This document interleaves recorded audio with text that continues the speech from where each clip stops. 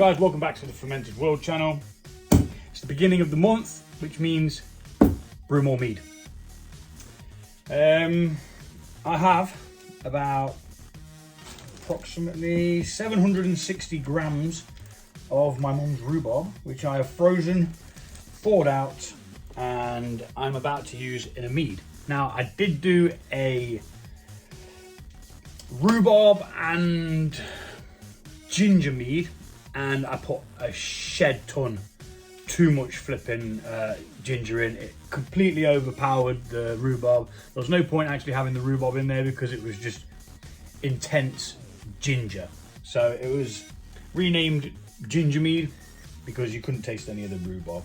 So what we're going to do is we're going to do a rhubarb mead with just rhubarb. I'm not putting ginger in this time because I was really gutted that I'd wasted the rhubarb, to be fair. So first of all, we're going to be adding 1 litre of hot water. I don't know why I bought this over here because I don't need that just yet because that's for something else. And what we're going to do is we're going to add 1 litre of hot water. The reason why we use hot water is because the honey melts into it better. It literally just dissolves almost instantly. Feckin' hell's that? Oh, gee.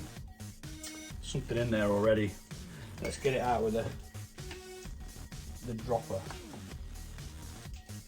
Mission accomplished. Yeah, putting your finger in boiling hot water, not a good idea. Don't do that. So, we're going to add, well, that cap wasn't even on. The little safety peel thing, this came off with the bloody cap, not good. Maybe I've opened this already, not sure. So, we're going to pour in some honey. I use Hilltop honey. It's cheap, it is blossom honey, and it gives a nice flavour to the mead once it's fermented.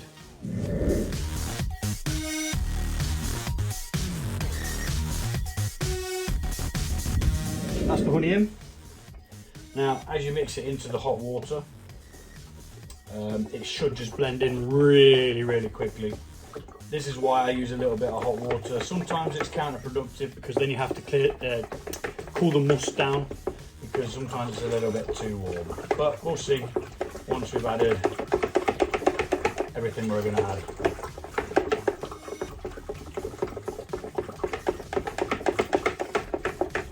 And that's currently at like 40 degrees, so we're going to add a bit of cold water to this,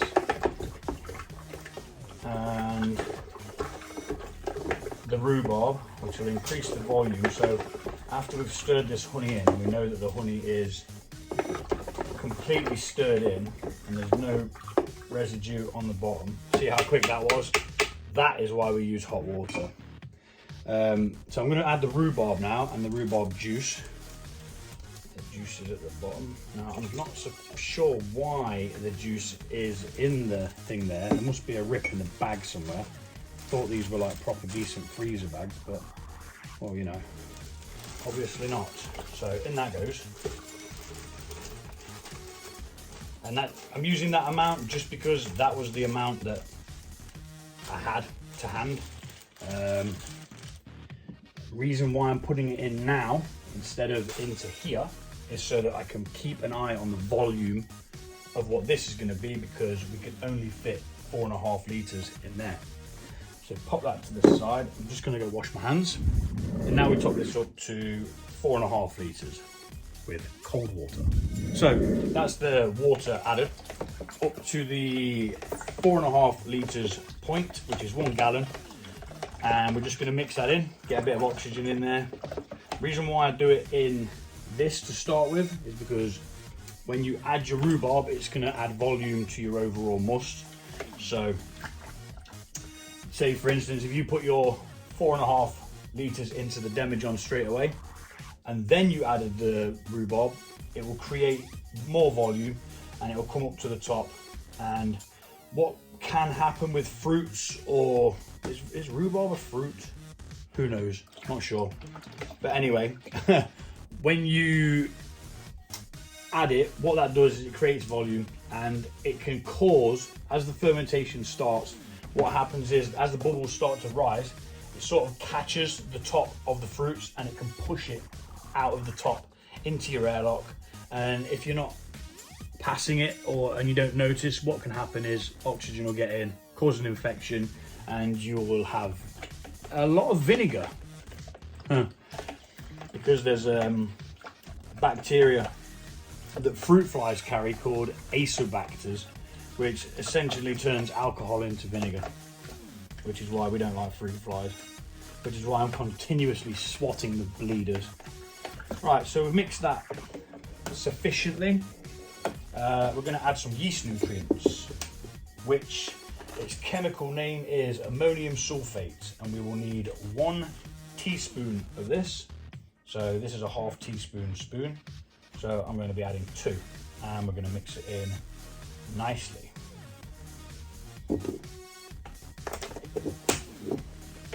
Reason why we use a nutrient for the yeast. Some people don't use it, some people prefer not to add things to it. I started out using it, and the book that I got a lot of recipes ideas from, yeah, they use it, so why wouldn't you? And what it does is it helps the yeast take on the sugars from the honey, because honey doesn't have a lot of nutrition in it itself. So for the yeast, it just gives it a helping hand. So at this point we're going to beat some air into it, mainly because it's a lot harder once it's in there, and the yeast needs the oxygen to be able to start a colony.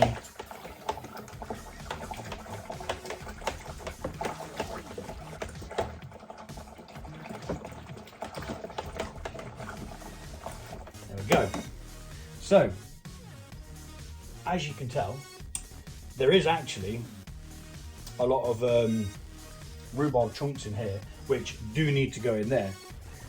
What I could have done is I could have brewed this in one of the buckets over here, like that. Could have brewed it in one of them, but I decided not to. And I'd already cleaned this out and set it up ready. So now it's going into the demijohn. We've got a funnel, and I'm just going to try and hold back the said rhubarb while the rest of it goes through, and then we can put that in separately, which yeah, I think that plan's going to work. I'll speed this bit up because it's boring.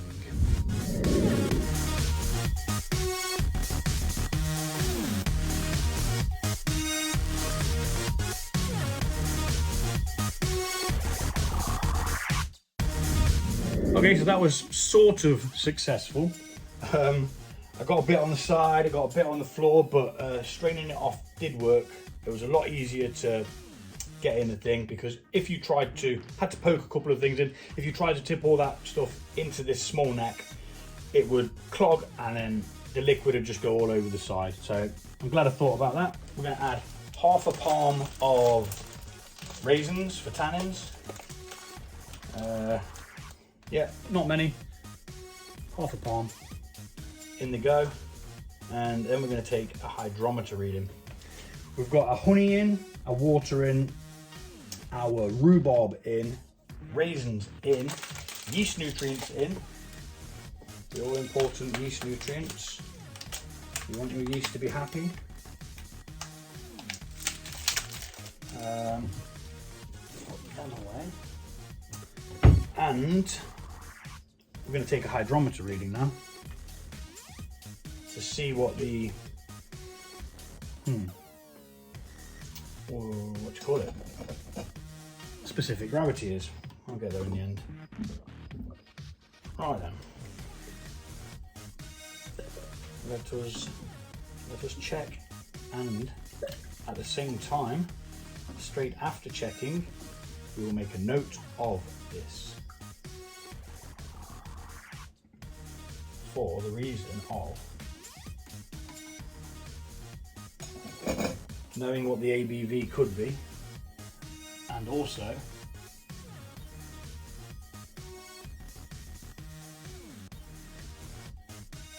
we're bobbing around at about 1.10.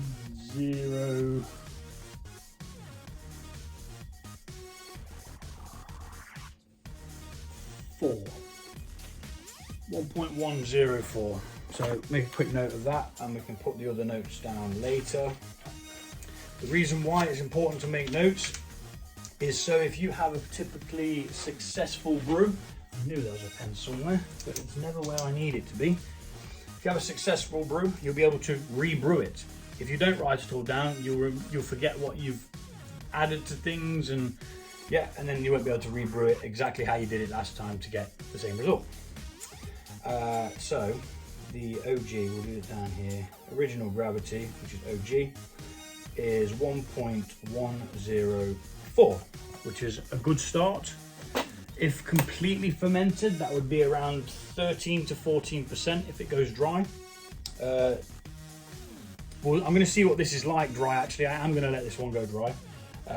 Typically, because if you add too much of a sweetness, you can kind of mask the flavor of any fruits or any additions that you add to it anyway. So we are pretty much, oh, there you go. Bit of residue in there. We certainly want that, don't we? Won't be wasting that. Yeah, there is as well. Damn! So let's give it a mix.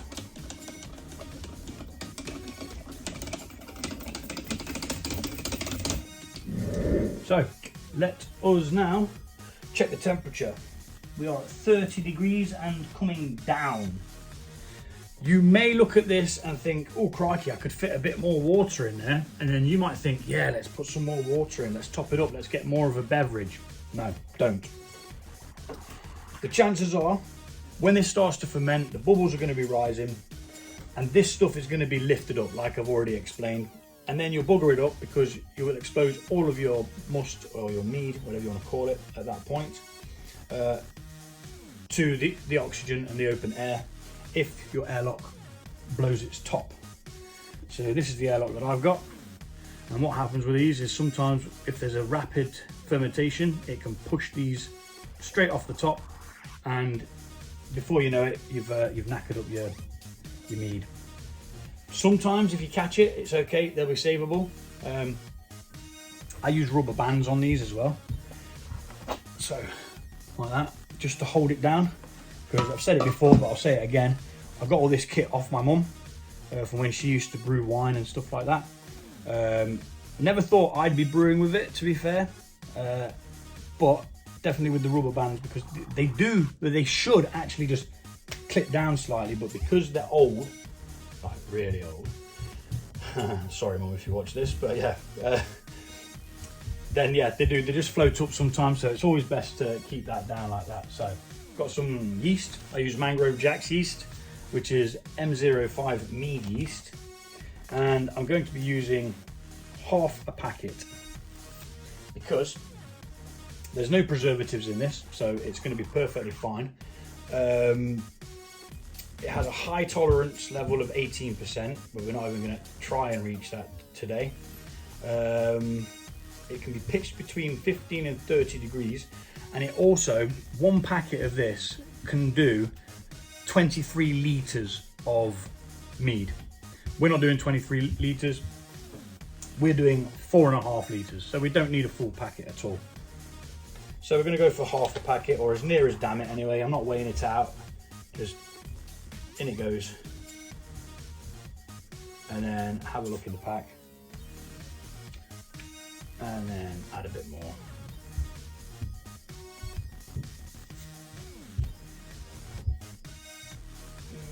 Bit for good luck, just because. And there we go. Seal that over. I'll put a peg on that actually. I'll put it in the fridge because yeast lays dormant when refrigerated, and actually need to buy some more yeast because I've only got 1 pack left after that. Now we mix, and at the same time as mixing, we're oxygenating again. We want to get all of that yeast wet. Make sure there's no clumps forming, yeastbergs I call them, where there's just clumps of yeast. Even if there is clumps of yeast, it's not a problem. Do not worry about it.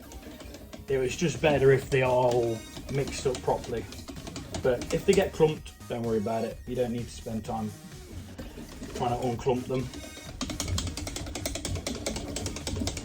So get some oxygen in there, like so. One last final swizzle, and add your airlock.